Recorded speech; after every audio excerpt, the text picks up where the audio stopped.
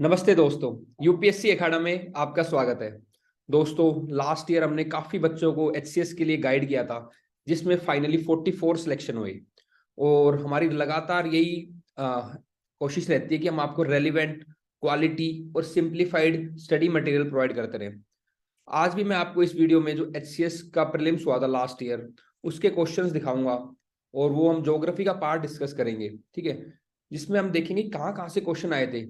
कई बच्चों को समझ नहीं आता कि कैसे पढ़ाई करनी चाहिए, कहाँ से क्वेश्चन आते हैं, उनको कैसे अप्रोच करना चाहिए। तो इस वीडियो में हम देखेंगे कि जो ज्योग्राफी के क्वेश्चन है वो उनके सोर्स क्या थे, क्या उनके आंसर थे, सॉल्यूशंस, और क्या हमारी स्ट्रेटेजी होनी चाहिए ज्योग्राफी प्रिपेयर करने के लिए।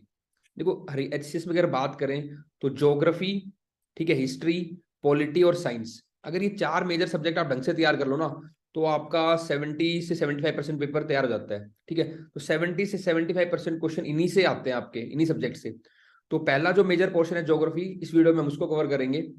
तो आइए हम देखते हैं ज्योग्राफी में क्वेश्चंस कैसे आए थे और हमें उनको कैसे अप्रोच करना था।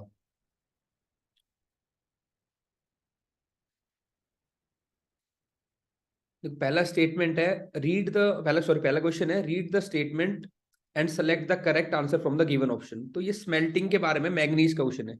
Manganese is an important raw material for smelting of iron ore and also used for the manufacturing of ferroalloys. ठीक है, ये स्टेटमेंट ठीक है कि जो आयरन ओर की स्मेल्टिंग के लिए हम क्या यूज करते हैं, मैंगनीज। देखो, स्मेल्टिंग प्रोसेस आपको पता होना चाहिए कि ओर से जब मेटल को रिफाइन करते हैं, उस प्रोसेस को हम क्या बोलते हैं, उसमें क्या बोलते हैं, उसको स्मेल्टिंग।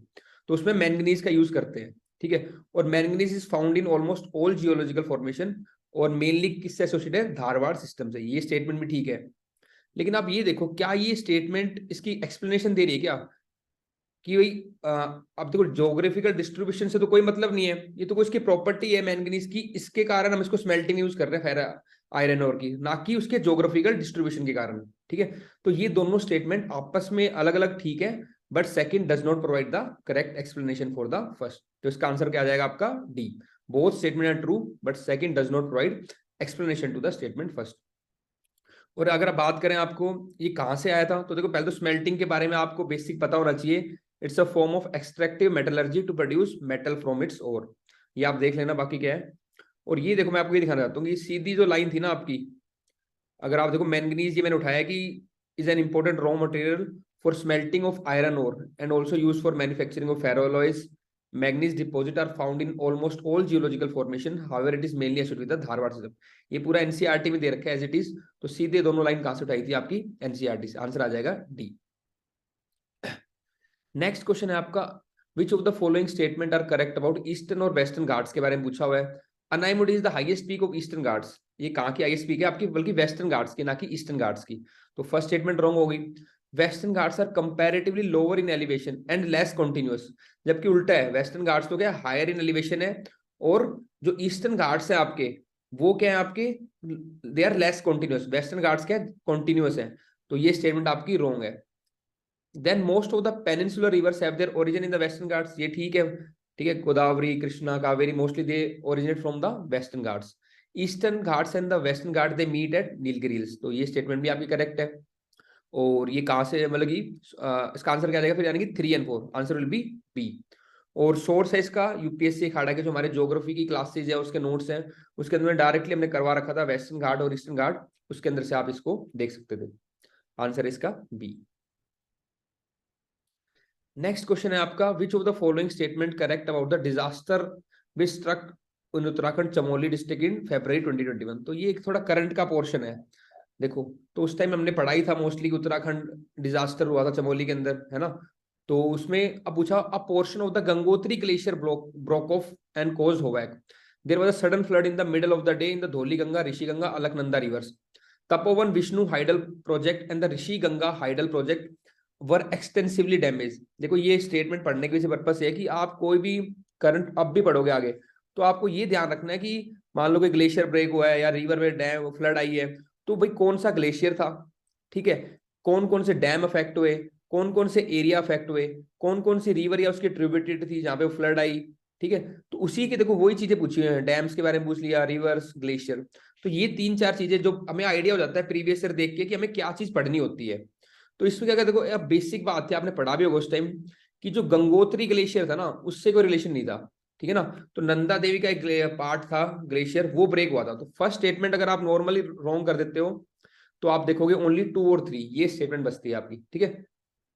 सोर्स की बात करें तो ये मैंने हिंदू न्यूज़पेपर से उठाया आपका, तो करंट से रिलेटेड कोई भी न्यूज़पेपर कॉमन चल रहा था, तो it's a current affair based geographical question. Answer आपका सी 2 एंड 3, क्योंकि फर्स्ट स्टेटमेंट गलत है। देखो, disaster struck in Uttarakhand Chamoli district in which the an avalanche and deluge after a portion of Nanda Devi glacier broke of.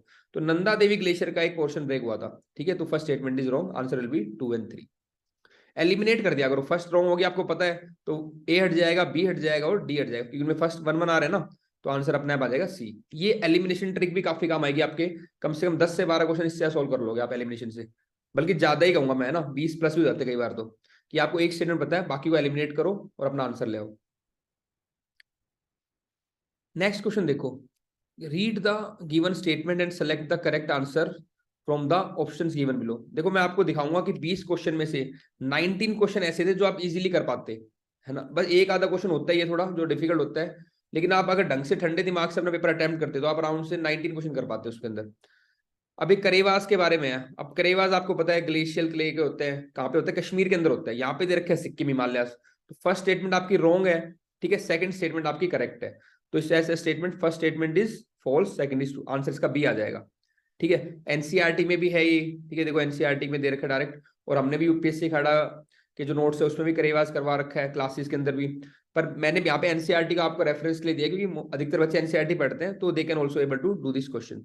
Answer will be B, कि first statement is false. मेरे को यहाँ पे कश्मीर हिमालय जाना था, कश्मीर आना था, यहाँ से लिखा है the Kashmir Himalayas are famous for the karewa formation which are useful for the cultivation of zafran. बस इसने क्या किया देखो, एक और ट्रिक समझो आप एग्जामिनर के साइड को, उसको कोई स्टेटमेंट अगर गलत करनी है तो वो चांस है उस स्टेट को गलत कर देगा। यहाँ पे इसमें क्या, इसको ज्यादा जोर ही नहीं आया, बस कश्मीर की जगह क्या कर दिया उसने, सिक्किम कर दिया। तो कश्मीर हिमालयास की जगह सिक्किम, बाकी सब वो पूरी लाइन सेम टू सेम है। और ये तो है ही, karewa are the thick deposit of clay, this is the and other materials embedded in the moraines, this is the same statement यहाँ पे आपको दे रखी है इसके अंदर। ये देखो, karewas are the thick deposit of glacial clay and other materials embedded in the moraines. बस यहाँ पे उसने स्टेट का नाम चेंज कर दिया। तो first statement is wrong, second is correct, answer is B. थोड़ा कई बार आप रिस्क भी ले सकते हो ऐसे, अगर आपको लग रहा है नहीं यार आइडिया नहीं है, तुक्का मारना हो, तो आप इसको कर सकते हो कि एग्जामिनर चांसेस है कि वो स्टेट को गलत दे देगा, है ना, उसकी जगह और कुछ डाल देगा, अरुणाचल डाल देगा, ठीक है। तो वो चांस ज्यादा होता है। बाकी अगर ये तो नॉर्मल पता ही होता है, पढ़ाते हैं कि कश्मीर में होते हैं करेवास, है ना, तो बेसिक था। ये जो ट्रिक्स है ज्यादा यूपीएससी में खासकर ज्यादा लगती है, क्योंकि वहां पे क्वेश्चन थोड़े लगता है कि अननोन सोर्स से आ गया, ऐसा लगता है हमें। यहाँ तो मैं डायरेक्ट आपको सीधे सोर्स दिखा रहा हूँ कि कहाँ से आपको पेपर आपका मिल रहा है। Which of the following characteristics are correct about the waves? ठीक है, they are wind causes waves to travel in the ocean. The actual motion of the water beneath the wave is not circular. Actually circular होता है, ये statement गलत होगी, second गलत होगी, आपके बी हट गया और आपका ए हट गया, ठीक है ना। अब आंसर 3 या 4 या 1 या 4 में से आएगा। Wind causes wave to travel, obviously wind से ही आपके वेव मूव करती है, तो फर्स्ट भी आपका ठीक है, तो आंसर अपने आप ऑटोमेटिक आ जाएगा 1 एंड 4, ठीक है। बाकी steep waves are not fairly young ones and probably formed by the local winds, नहीं पता है तब भी कोई दिक्कत नहीं, आप आंसर वैसे ही ड्राइव कर लोगे। हाईएस्ट पॉइंट को क्या बोलते हैं आपका, आपका क्रेस्ट, और लोवेस्ट पॉइंट को बोलते हैं ट्रफ। ये स्टेटमेंट बिल्कुल बेसिक है, तो first and 4 will be correct, answer will B D. और डायरेक्ट एनसीईआरटी से मैंने ये बताया दिखाया आपको, देखो सीधा एनसीईआरटी में था वेव क्रस्ट एंड ट्रफ, बाकी सर्कुलर मोशन सब दे रखा है इसके अंदर। The actual motion of wave water beneath the is circular, okay. Answer will B D 1 and 4। Next question है आपका क्लाइमेट का। क्लाइमेट टाइप थी अलग अलग, कहाँ थी, ठीक है, BWH AMW। तो ये अगेन डायरेक्ट एनसीईआरटी से क्वेश्चन था, कोपन क्लासिफिकेशन पूछा हुआ था, ये कोपन का डायग्राम दे रखा है एनसीईआरटी में, अगर आपने पढ़ा हो तो सीधा आप इसको मैच कर सकते थे, answer will be C. Which of the following statement is correct about the Bharatmala Pariyojana, ठीक है। स्कीम बेस्ड क्वेश्चन है, ज्योग्राफी लिंक कर लो या स्कीम में मान लो आप इसको, है ना। मेरा पर्पस था कि आपको बता दूं कैसे आपको अप्रोच करना है इसको। अब देखो भारतमाला परियोजना है ना, वो किसके लिए थी, road connectivity, highways, corridors, border development, पर ये ब्रिजेज और ये नहीं था, तो फर्स्ट स्टेटमेंट इसमें गलत हो जाएगी। तो फर्स्ट स्टेटमेंट को एलिमिनेट करो, ठीक है, ए हट जाएगा, सी हट जाएगा, डी अपने आप आंसर आ जाएगा बी। और इसका सोर्स है यूपीएससी खड़ा के जो हमारे नोट्स हैं उसके अंदर हमने ज्योग्राफी के ट्रांसपोर्ट सेक्शन के अंदर भारतमाला परियोजना बता रखी थी, उसके अंदर ये सारी स्टेटमेंट आपको मिल जाएंगी। Answer will be B 2, 3 and 4. Match the following dams in column 1 with the river in column. तो अगेन डैम को मैच करना था आपको. ठीक है, अब पढ़ते हो नॉर्मल सोर्सेज से, पर अगेन हमने भी सारे डैम ये अलग अलग मैंने देखो वहां से पिक किए हैं, क्योंकि ऑलरेडी ये नहीं कि मैंने अभी बनाए नोट्स, ये ऑलरेडी अलग वहां पे प्रेजेंट थे, आप पहले भी देख सकते हो. और मैंने वहां से कटिंग ली कि हमने सारे डैम लगभग कवर कर, चारों के चारों कवर कर रखे थे, और सीधा क्वेश्चन वहीं से आया. Answer will B D. आप इनको मैच कर सकते हो. देखो पर्पस यही है सोर्स बताने के पीछे कि आप नॉर्मल एक, मैं नहीं कह रहा आप यूपीएससी अखाड़ा के कहीं से ही पढ़ो आप, पर एक या दो सोर्स अगर आप ढंग से रख लेते हो, ठीक है, तो उससे आपका मैक्सिमम पेपर हो जाता है. ये पेपर मोस्टली अगर आप देखोगे तो यूपीएससी अखाड़ा के नोट्स और एनसीईआरटी अगर जिसने किए है तो वो 20 में से 19 क्वेश्चन आराम से कर पाता. विच of the following statement is correct regarding प्रधानमंत्री कृषि सिंचाई योजना. इरिगेशन का पार्ट है, ज्योग्राफी के अंदर मैंने इसलिए ले लिया, बाकी मेनली तो ये स्कीम का पार्ट है. स्कीम्स का भी हम डॉक्यूमेंट प्रिपेयर कर रहे हैं आपके लिए इस बार, जिसमें आपको कॉम्प्रिहेंसिवली सारी स्कीम्स प्रोवाइड करा देंगे. तो जैसे आपकी भारतमाला परियोजना आई थी कि प्रधानमंत्री कृषि सिंचाई योजना, तो स्कीम से क्वेश्चन आते हैं.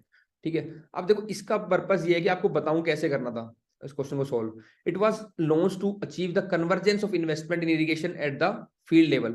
इनमें पूछा है कौन से करेक्ट है इसके रिगार्डिंग.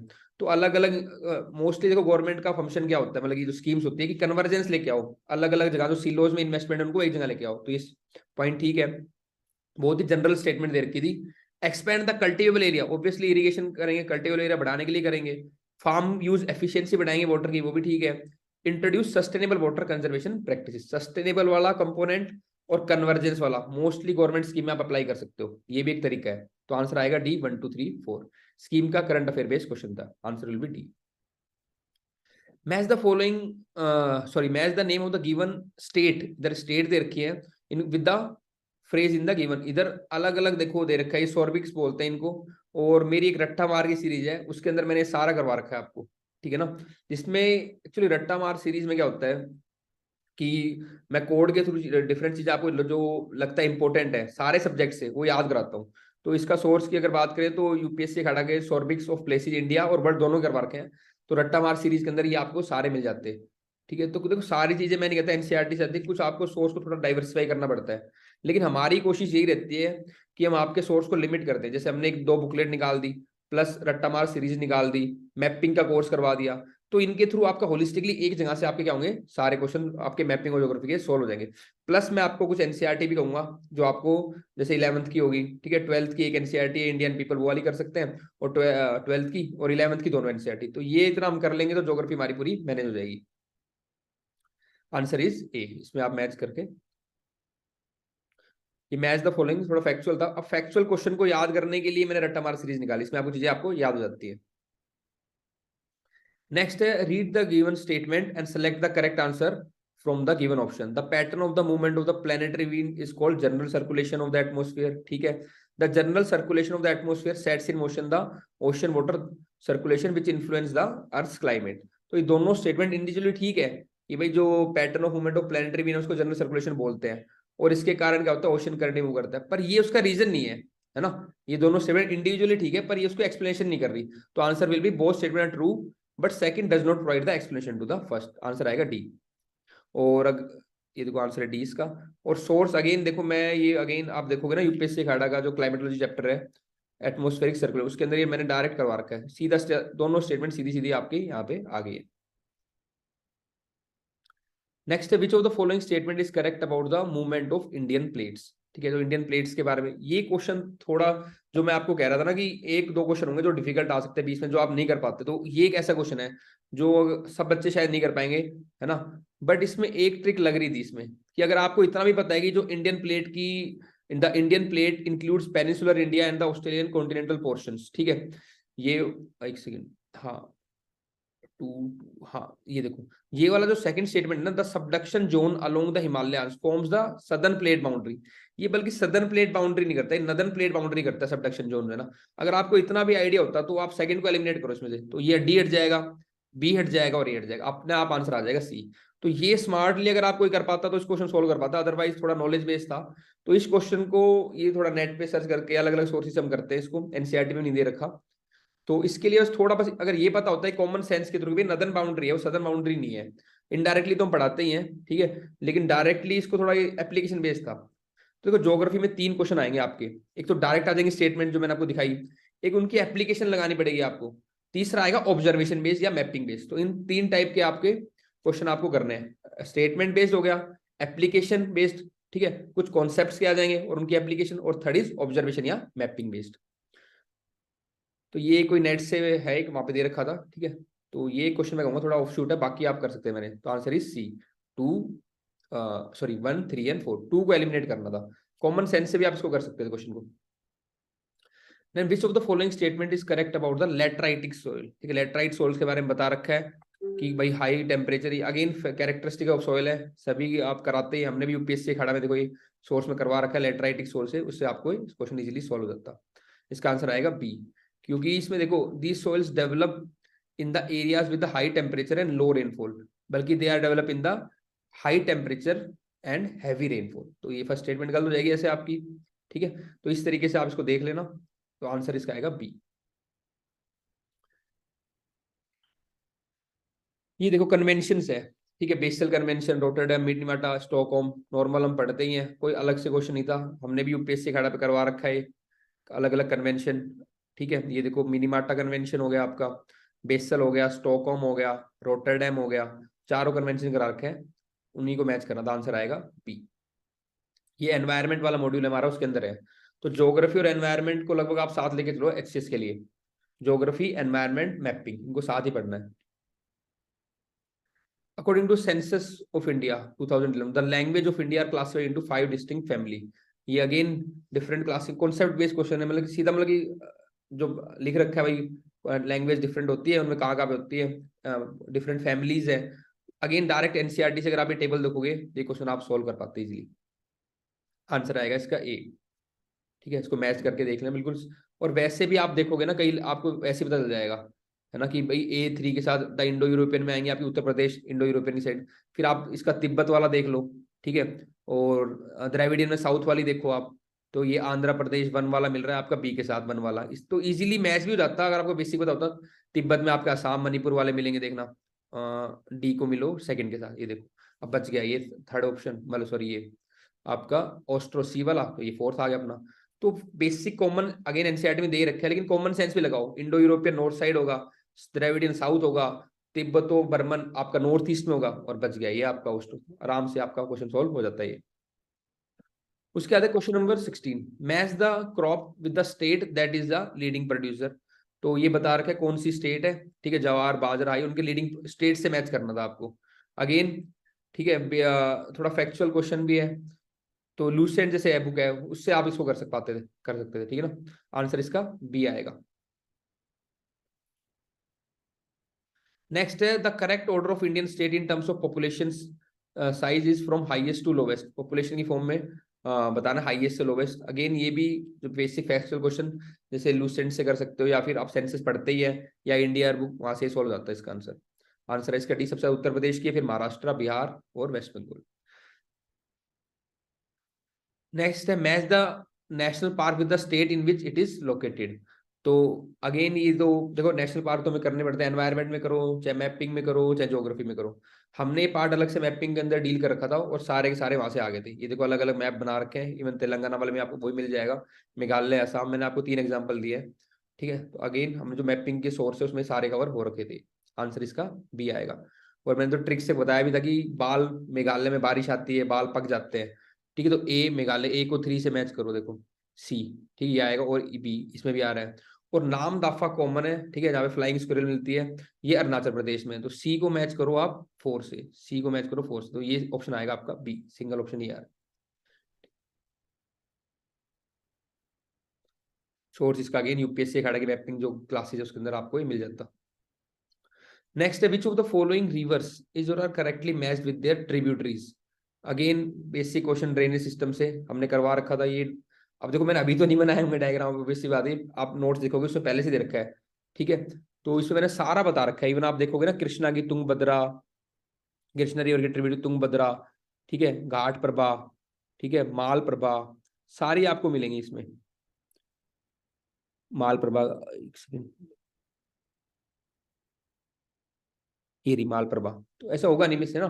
फिर गंगा की आपको सारी मिल जाएंगी, गोमती, कोसी, गंडक, केन, बिटवा, ये सब आपकी, यमुना की मिल जाएंगी। कावेरी में देखो काबिनी मिल जाएगी, पर भीमा जो है ना, भीमा ट्रिब्यूटरी आपकी कावेरी की नहीं है, कृष्णा की है। देखो यहाँ पे एरी भीमा, तो ये स्टेटमेंट रॉन्ग हो जाएगी डी। तो डी हटाओ आपका, तो आंसर आएगा आपका ए बी सी, आंसर आएगा ए। सारा मैंने इसमें करवा रखा है आपको जो क्लासिक ज्योग्राफी के नोट्स के अंदर, answer is a. Last question जो है, the correct order of the given reverse arrange by length, सबसे लॉन्गेस्ट से छोटे से अरेंज कर रहा था, तो आंसर इसका डी, गोदावरी, नर्मदा, सॉरी ये बी आएगा, ताप्ती सबसे छोटी है, गोदावरी, कृष्णा, महानदी, ताप्ती। एक सेकंड, ये भी आपको मतलब एनसीईआरटी में दे रखा है लेंथ वाइज, ठीक है, तो वहां से आप इसको कवर कर सकते थे। ठीक है, आंसर है बी, गोदावरी, कृष्णा, महानदी, ताप्ती। तो ये 20 क्वेश्चन थे लगभग, ज्योग्राफी, एनवायरमेंट, मैपिंग उससे रिलेटेड थे। तो आप देखो 20% तो ज्योग्राफी से आ गया। मैं आपको यही कहता, ज्योग्राफी, पॉलिटी, हिस्ट्री और साइंस, ये 4 सब्जेक्ट कर लो, 70 से 75% आपका जो पेपर है वो कवर हो जाएगा। ठीक है, देखो यही प्रीवियस से पेपर एनालाइज करके और एनसीईआरटी को भी कवर करते हुए और हम बाकी सोर्स को, करंट अफेयर बेस भी, इन चीजों को कवर करते हमने एक टेस्ट सीरीज डिजाइन की है, जिसमें आपके टोटल 15 टेस्ट होंगे।